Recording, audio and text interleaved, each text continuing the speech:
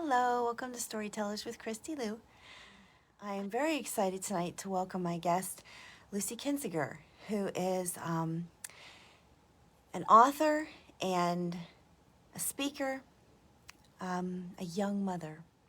I'm going to get started. Tonight's book is called Turtle Heart, and it is Lucy's memoir about her very unlikely friendship with a woman named Charlene, sometimes Char is how she calls her. So we will talk more about Charlene when I bring Lucy on live, but I'm going to start narrating right now.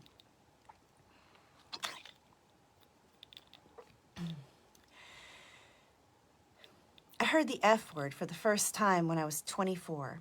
I was sitting in a college class, a foreign world, a planet away from my home, and heard the word spoken by a brazen student, an Army veteran who was a bit older, more hardened in his personhood, more assured than the other students. My professor looked uncomfortable. I think we need to be respectful of other people's beliefs and not say words that might offend them. He did not look at me, but I knew he thought I would be the person offended. I was aware of myself, my shy, sweet face, bland and frightened at the table in the back corner of the room, my long dress specially sewn with an extra layer over the bodice to ensure modesty, my white mesh Mennonite head covering. My clothes have always made me stand out. But this word, a cute little word, sounded harmless enough. Why should I be offended? I went home and looked it up in my big American Heritage Dictionary, and then I understood. That was the year I started asking questions. Is there a God? How can he have created hell if he really loves people? Is homosexuality a sin? That was the year I met Charlene, and she asked questions too. Her eyes grew intent and her brows angry when she asked me this question one day. When Adam and Eve sinned, why didn't God destroy them and start over? I knew she was thinking of all the evil on the earth, generation upon generation of it piled high and stagnating, maggots and wretch and filth pouring out, blistering everything it touched. Why? She asked again and again when pain pinched her legs, grabbed her insides, and twisted hard.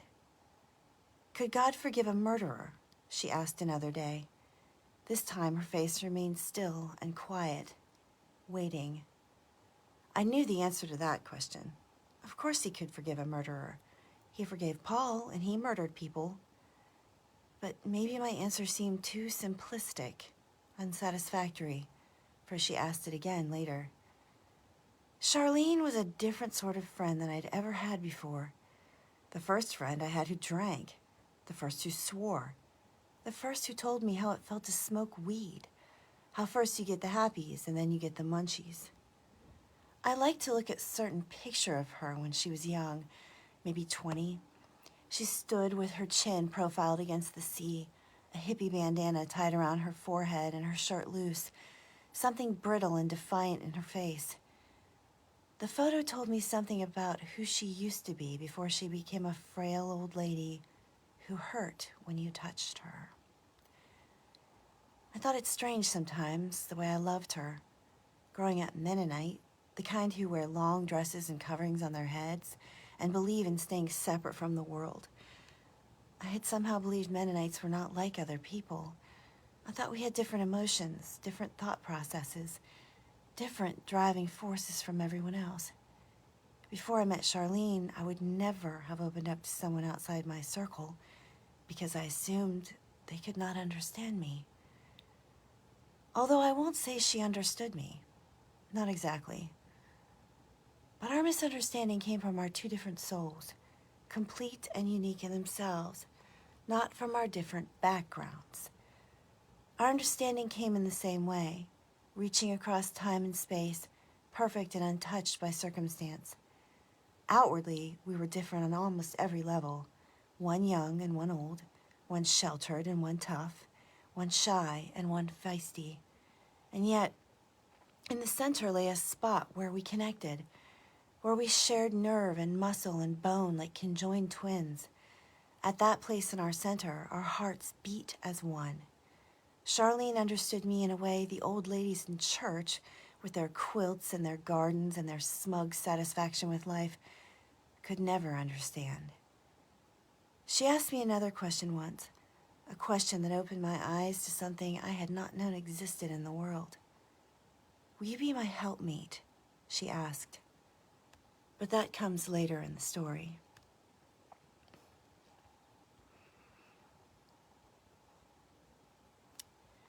March 2011.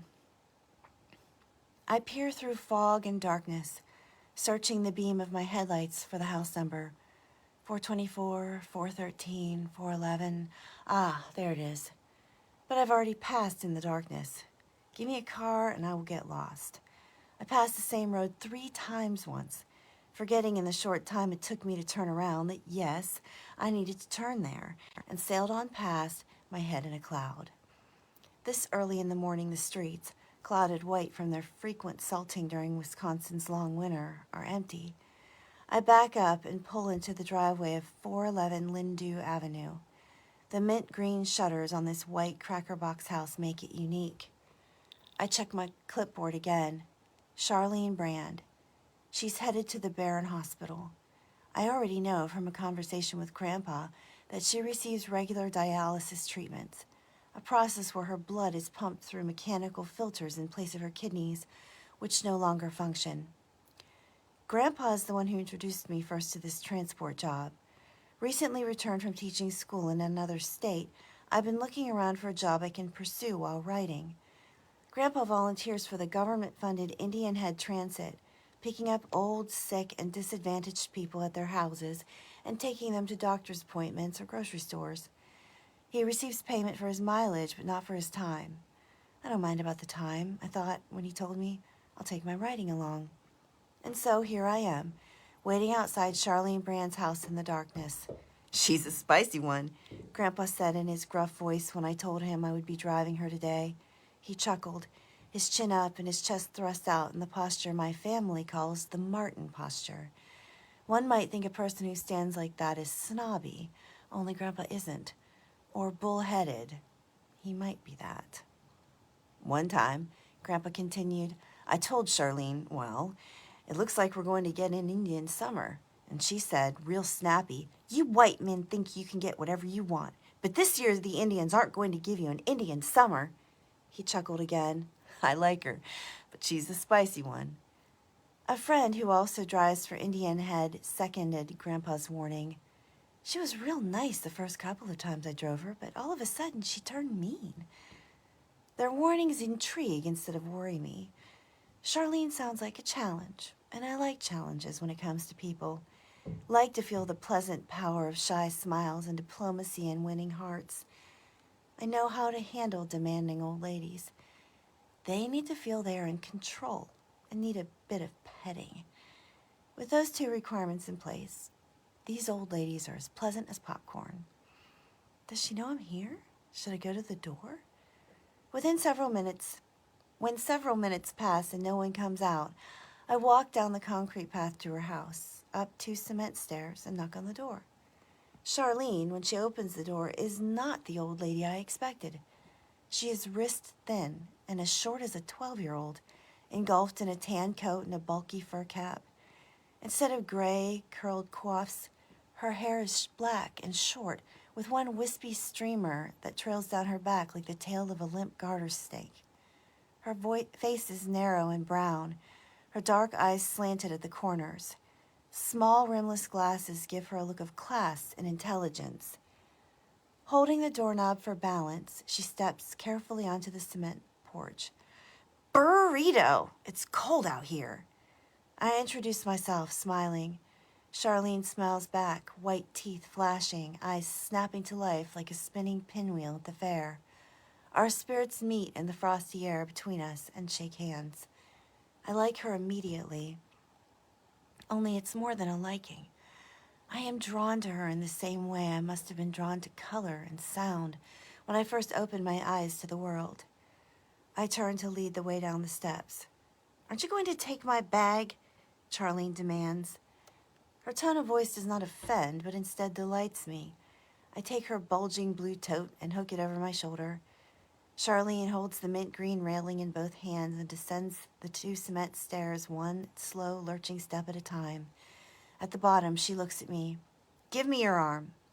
She isn't demanding exactly, but authoritative.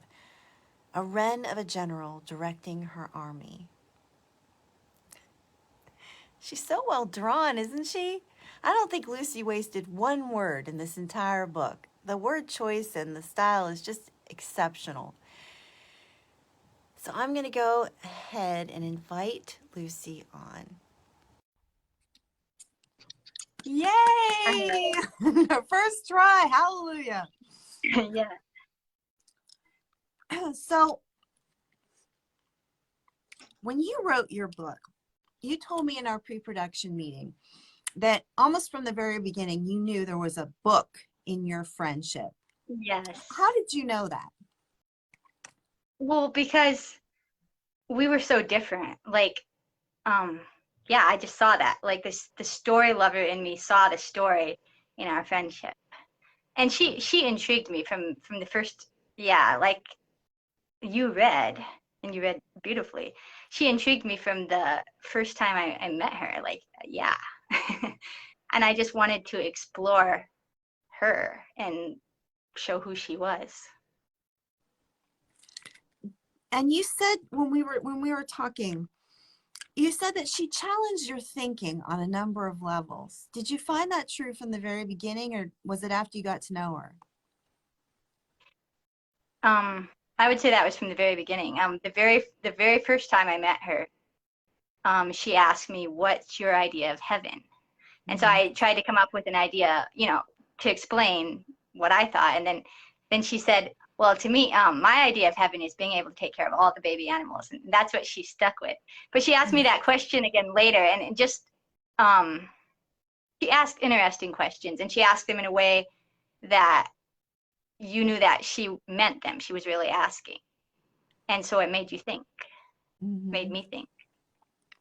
I think this whole book, the underlying theme of this entire book is encouraging us to think, not just to parrot other people's beliefs, but to actually dig deep, do some personal diving into our souls and our minds and try to figure out, why we believe what we believe. Because I think Charlene kind of forced you in that direction. Would you say that's fair? That she forced you to look at your beliefs? Yeah, I'd say that would be fair. And we didn't necessarily, maybe not in the sense that we necessarily disagreed. I mean, we had differences maybe in thinking. Maybe we disagreed in some things, but like at the core, we both had this real hunger for God. And as I got to know Shirley, like at first she was like, the Bible is just a white man's book. But then she started reading her Bible regularly, and I really got to see her grow in what she read there. And she was so hungry. Like you could just tell that about her. She loved what she was reading, and she was hungry to learn more. And I think that God hunger in her and in me, that drew us together. And she really strengthened my faith and so much, just because I saw her simple faith. It really strengthened my faith. But yet she came from such a different background and a different way of maybe approaching the Creator, that it just opened my mind to the bigness of God. Now, you said that she was quite the storyteller. Yeah. And that you were able to sort of direct her a little bit towards Jesus in a way, rather than the born again theme, which sort of repulsed her, to Jesus, the storyteller, who appealed to her more. Could you speak to that a little bit? So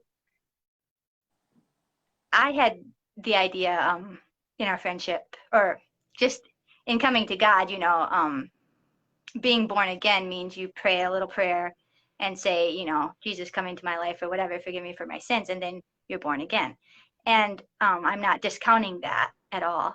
But Charlene was kind of like suspicious of that whole born again mantra or way of talking about coming to God. I think she kind of over our friendship, this was a process before I understood, I think, what the way she thought, but I think it was like, oh, this just that person's bragging rights. Now they're born again and they're, now they think they're better than everybody else. And but what is it? What happened? They're just the same. They're not any better. They're not any different. They don't act any better than anyone else. And yeah, I guess I came to understand. I understand where she was coming from, and also like just understand that coming to Jesus isn't a formula.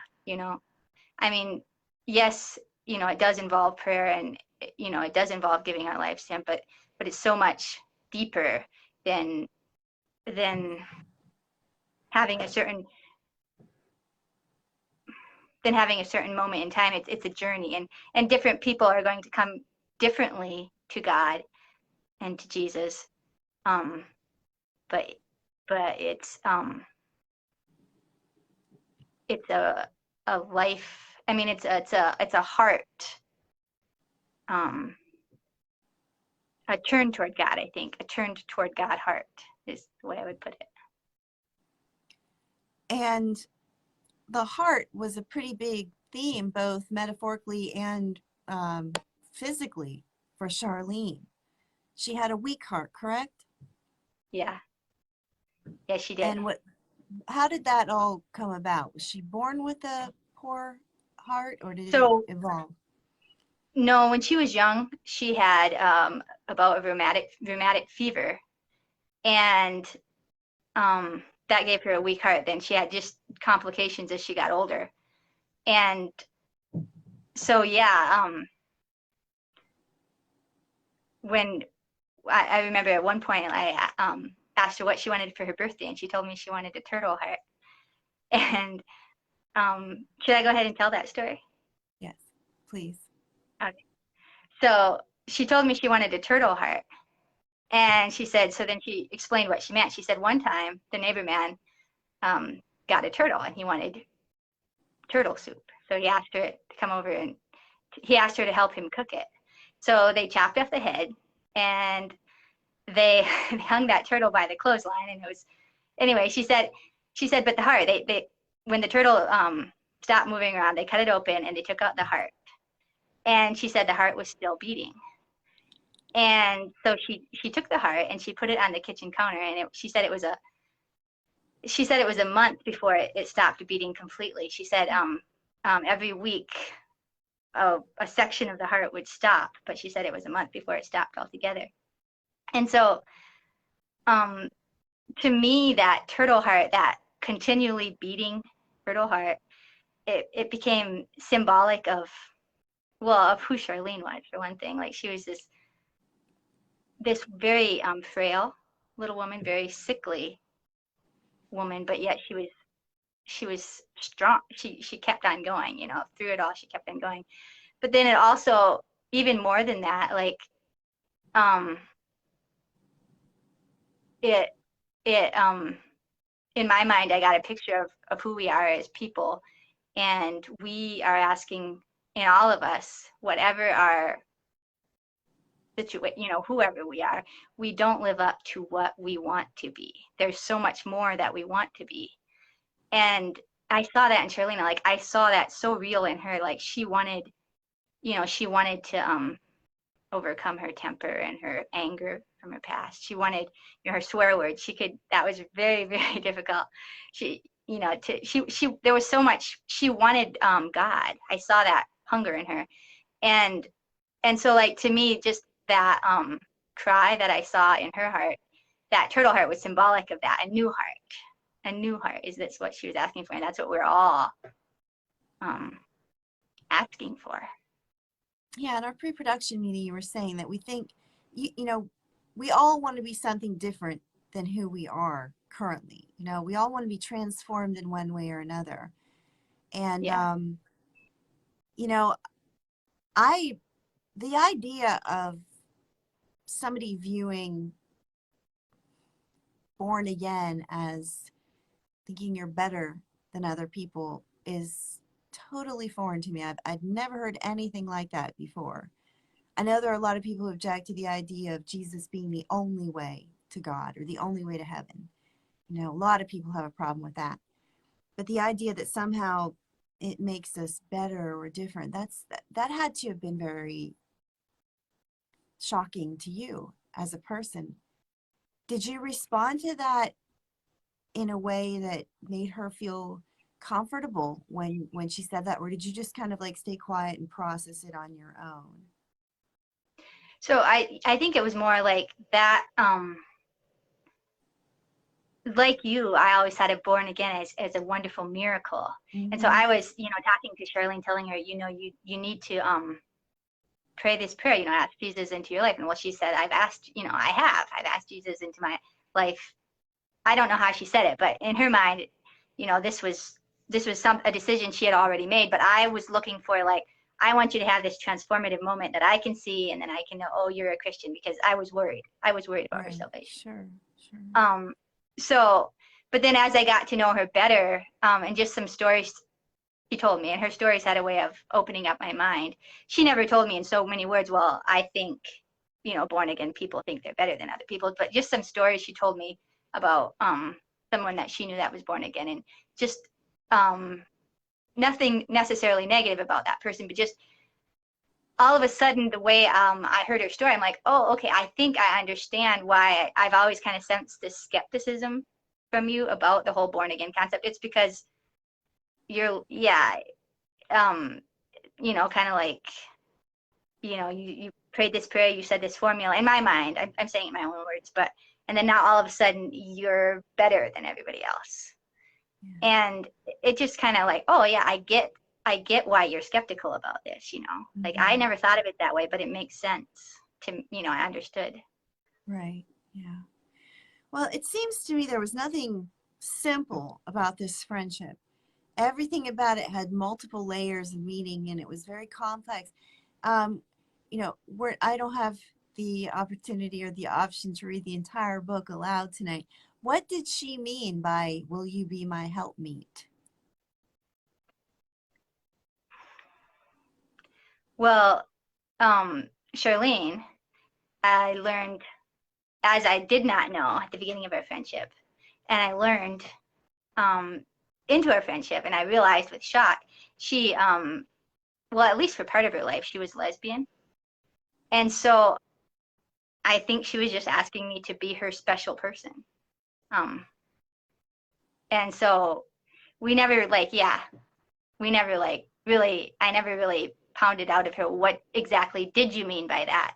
But that question is what opened my eyes to, oh, okay, all of a sudden, um, some things are clicking, some things that you said, some things about you just make sense now. If all of a sudden I realize, oh, you are, you know, maybe looking for that kind of relationship with me, and it just made so much sense. All of a sudden things clicked into place. And so that was a completely different layer to work through in our friendship. Very complicated. Did that require a lot of spiritual energy for you to be able to maintain the friendship, knowing that she had that different view than you did? I mean, did you have to spend a lot of time with the Lord to know how to move forward? um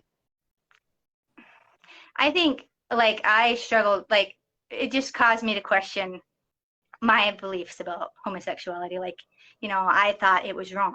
I understood the Bible to say this is wrong. Well, does the Bible really say that? And why? How is that fair? And at first I was like, oh, at first I was like, I was actually upset when, I was upset because I was like, you thought that about me. I was really upset. But then after that, yeah, it was, she was a lonely, very love hungry person. And so in my mind, there was never really any question about, as far as, um, wanting to be her friend or maintaining that relationship. We just were friends, and I wasn't going to give up that friendship. I fought for that friendship. I wanted that friendship, but there was just a lot of maybe confusion and questions to work through. That and it was something that we both talked about, like, what does the Bible say about this, and how if the Bible, you know, does say it's wrong, then how is that fair? And that's a discussion that we had. Mm-hmm. So it was something that we both had to work through. Do you feel that the Lord led you into her life? Yeah. Oh yeah. And her into my life as well, because she helped me. Did you find it hard to place this book with the right reading audience and the right publisher? Yeah, very difficult, because it's just not a typical book. It doesn't really fit, and yeah, it didn't fit a niche that I knew about anyway. And you know, you used the term niche to describe the way that you grew up. And you know, in the opening pages you were saying, you know, you didn't really understand people outside the Mennonite viewpoint, and didn't really know, you know, how to navigate this friendship from the very beginning. Personally, you know, not growing up Mennonite, I would have found it difficult to navigate a friendship with Charlene too. Her personality type is antithetical to mine, and so it would be very difficult, I think, for me. But you know, both in your bio and in the introduction, you know, you're saying you describe yourself as a shy little Mennonite girl, and I just kind of wondered if part of your purpose in writing this was to demonstrate that there's more to you than that, and that, you know, Charlene may have seen that. Yeah, I don't know. I don't know that I ever thought about that particular aspect as my purpose in writing the book. It was more like seeing the difference between us and wanting to explore that and open that up. Mm-hmm. And maybe even if I could accentuate my meanness, you know, maybe my shy little Mennonite characteristics, and then her Charlene-ness, and just try to really blow that up. I mean, not blow it bigger than it was, because I mean, but just show that. Mm-hmm. Did you, so I find it interesting because when we talked about this, you said that you have found that most of the readers that have really connected with this have been Mennonite. But you sort of had in mind when you wrote it that you wanted to meet people, you wanted to reach people that were more like Charlene. Yeah. How has that played out for you as time has gone by? What do you mean? Like, do you mean like reaching people that are more like Charlene? How has I that played out? mean, Or it you know, sometimes our intentions are different from God's, and His purpose working through us yeah. surprises Well, us. one major thing about, you know, a lot of the people that I've heard from, at least, have been Mennonites. Mm-hmm. And part of that is a lot of my readers are Mennonites, you know. Mm-hmm. And I think they're also the ones that really relate to kind of maybe being in this other little world.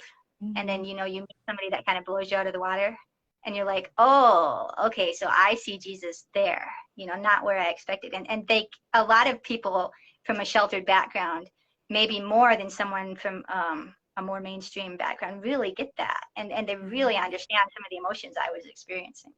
Yeah. Yeah. Well, this isn't your only book or your only writing. You told me that when you were looking for a publisher, you had pitched it to another company. Was it Herald Press? Is that right? Yeah. Mm-hmm. And they liked your writing, but not this story. And they wanted to have you try out writing for another book, Anything But Simple. Right. Well, they had a series. Yeah, they have a series called Plain Spoken.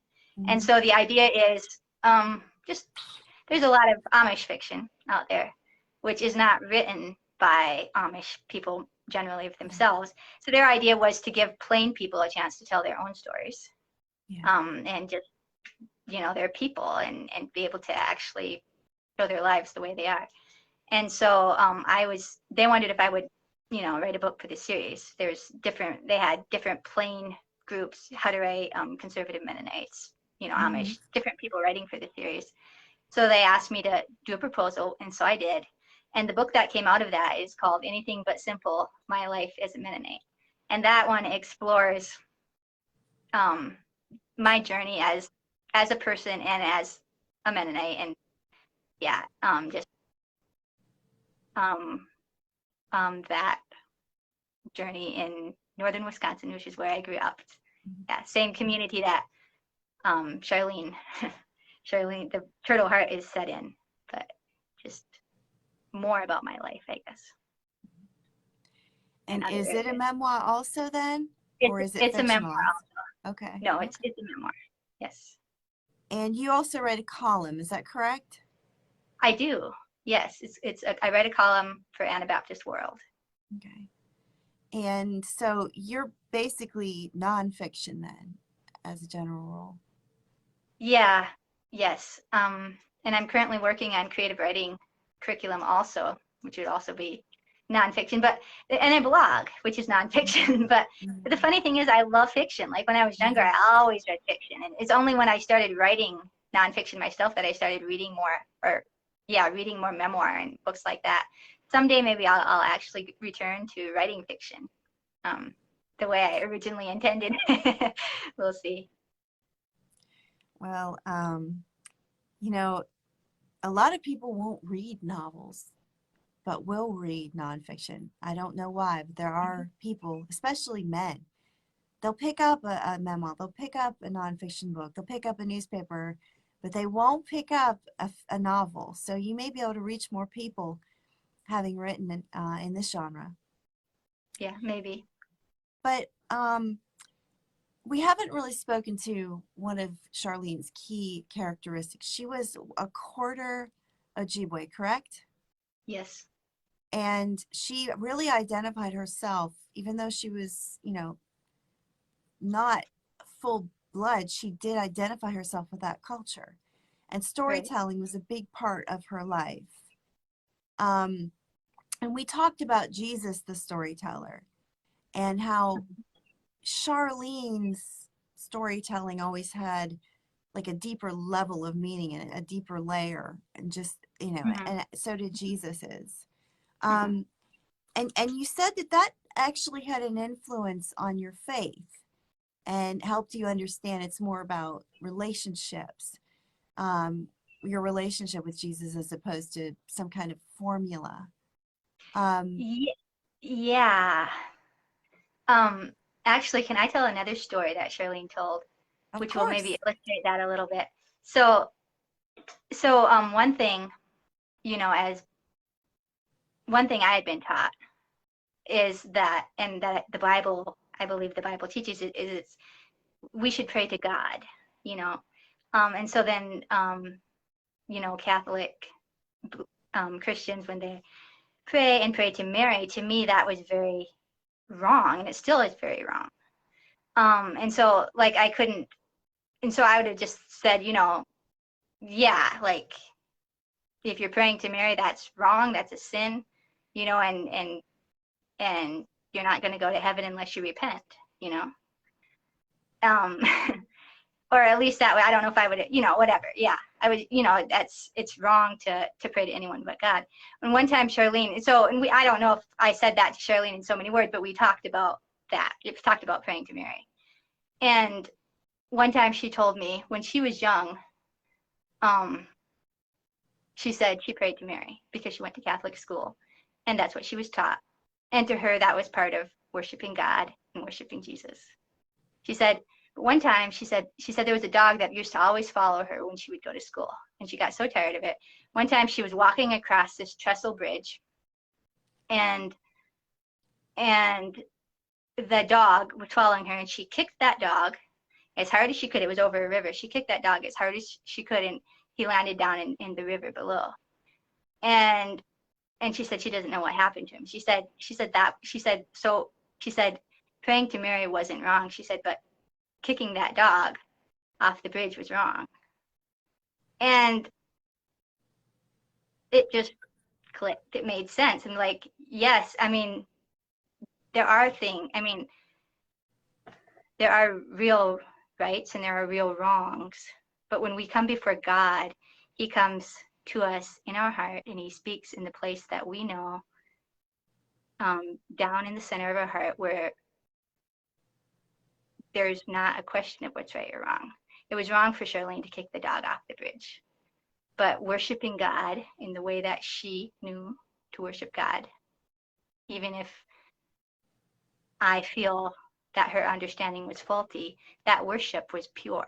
And so that worship was right before God. And so, yeah, that's that opened my mind to maybe to the way that God talks to us. And that his talking gets through, you know, his talking gets through because deep down in our hearts, we know what's right and what's wrong because we can hear.